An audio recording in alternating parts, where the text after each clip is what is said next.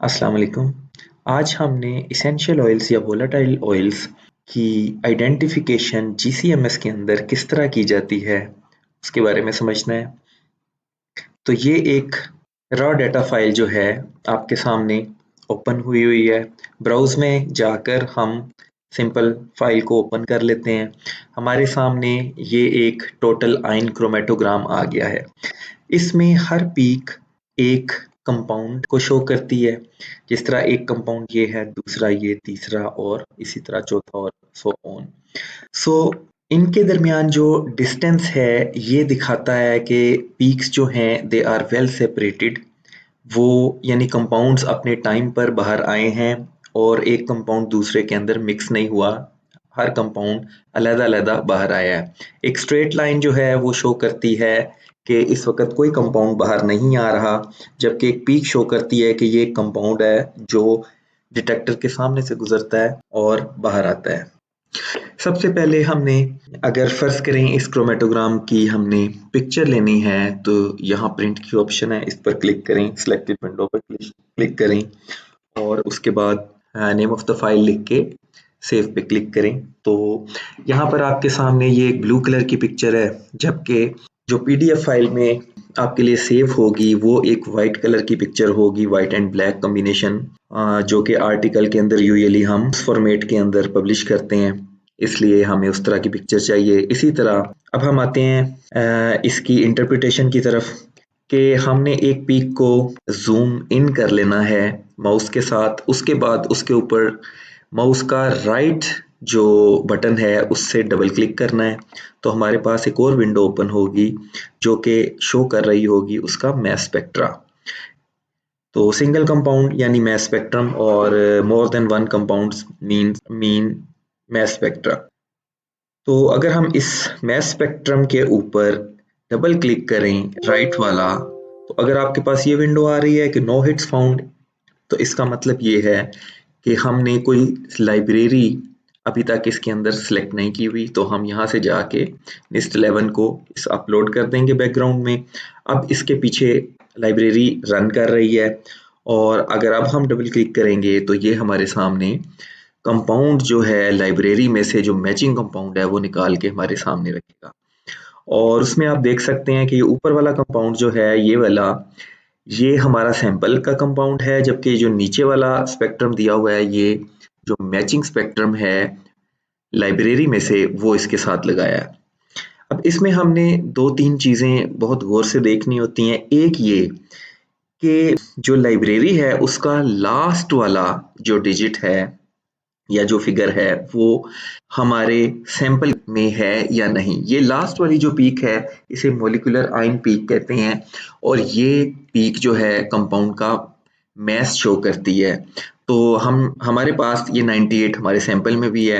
उसके बाद जो कंपाउंड में हाईएस्ट पीक होती है, जैसे ये 96 वाली हाईएस्ट पीक है, इसे बेस पीक कहते हैं। इसका भी मैच करना जरूरी है।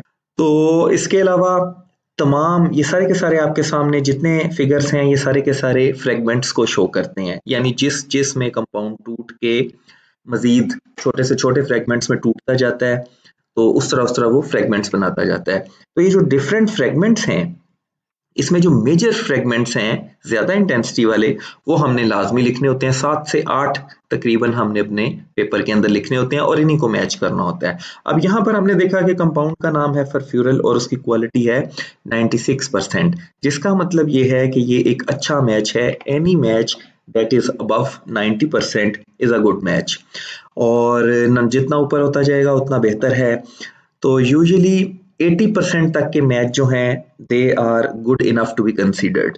जो 80% से नीचे के मैच हैं 60 टू 80%, ये वाले मैचेस जो हैं ये बेसिकली इतने अच्छे मैच कंसीडर नहीं किए जाते और इसमें कंपाउंड की आइडेंटिफिकेशन की जो इम्प्रोबेबिलिटी है वो बढ़ती जाती है, यानी हमारा कंपाउंड जो है वो ठीक तरह आइडेंटिफाई हुआ है या नहीं इसका हमें पक्का अंदाजा नहीं होता।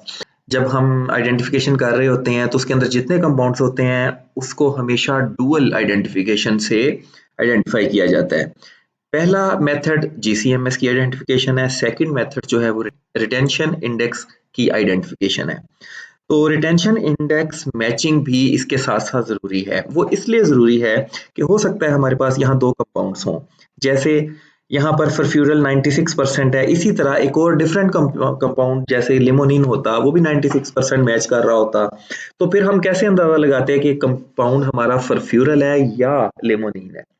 तो इसके लिए हमने रिटेंशन इंडेक्स का जो नंबर है वो भी एक खास डिजिट होता है, बिटवीन 700 टू 4000 ये लाई करता है। तो ये नंबर जो है हमने खुद कैलकुलेट करना है, उसके बाद उस कैलकुलेटेड नंबर को मैच करना है लिटरेचर के रिटेंशन इंडेक्स के साथ। और लिटरेचर में 2 तरह के लिटरेचर में मिल जाता है हमें रिटेंशन इंडेक्स। एक है एडम्स बुक है, यानी आरपी एडम्स जो है उसने अपनी बुक के अंदर बहुत सारे जो है एसेंशियल ऑयल्स उनके रिटेंशन इंडिसेस को निकाला हुआ है, कैलकुलेट किया हुआ है और फिर यानी थ्योरेटिकली लिटरेचर में दे दिया है हमारे लिए कि हम आइडेंटिफाई करके उसके साथ मैच कर सकें। दूसरा है NIST जो यूएस गवर्नमेंट की वेबसाइट है, यानी webbook.nist.gov। उसके ऊपर भी बेशुमार किस्म के कंपाउंड्स पड़े हुए हैं और many more than the Adams library. तो हम वहाँ से भी कैलकुलेट यानी उसको मैच कर सकते हैं। तो अगर आपका कंपाउंड जो 2 कंपाउंड जिनकी 96% मैचिंग आ रही थी, उनमें से जिस कंपाउंड की मैचिंग उस रिटेंशन इंडेक्स लाइब्रेरी के साथ मैच करेगी, यानी जो कैलकुलेटेड रिटेंशन इंडेक्स जिसका लिटरेचर रिटेंशन इंडेक्स से मैच करेगा, वो वाला कंपाउंड आपका जो है एग्जैक्ट यानी आइडेंटिफाई होगा। वही कंपाउंड आपका आप कहेंगे कि ये मेरे सैंपल के अंदर मौजूद है।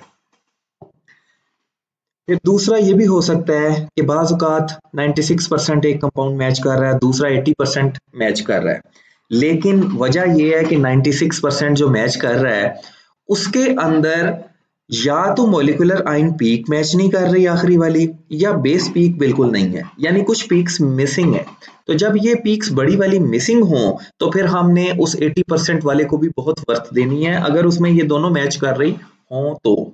यानी 96 वाले में नहीं कर रही जबकि 80 वाले में ये मैच कर रही हैं, तो फिर इसका मतलब है कि हमने 80 वाले को ज़्यादा वर्थ देनी है और फिर 80 वाले का भी हमने रिटेंशन इंडेक्स जो है वो निकाल के चेक करना है। अगर 80 वाले का मैच करता है तो हमने 96 को रूल आउट कर देना है और 80% वाले को हमने अपना कंपाउंड मानना है।